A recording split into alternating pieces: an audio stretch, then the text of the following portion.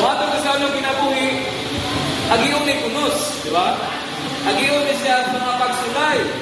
Pero kumusta man, no? Tingkon ba ang atong Kristohanon na kinabuhi? So, mga igsoon, mga wifey, sa dunta sa pagkaambong, ang atong Kristohanon kinabuhi, doon na siya instruction.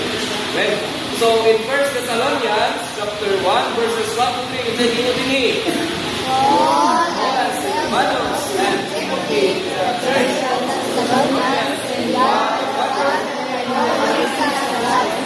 Grace to you and peace.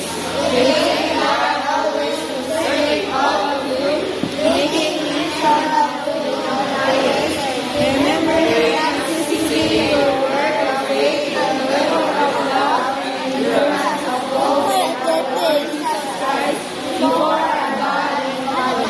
Amen. So, hindi mga igsoon, makita nato ang mga igsoon, no? Diya sa taga-Thessalonica, nag-ampo sila o nagpasalamat sa mga balaan diha sa mga pagkampo.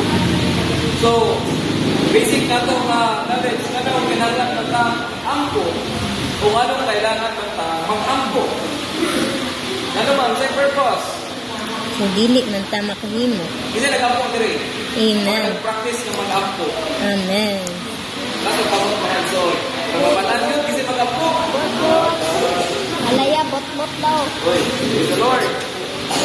Hindi, nagtagatid siya sa mga igsoon, diya yun sa mga pagpapit. So, Amen. sa Christianity, or bisan nga ni sa pagwili sa Ginoo, doon ay term na pag-inta, kinanglan ko, kinampo. Well,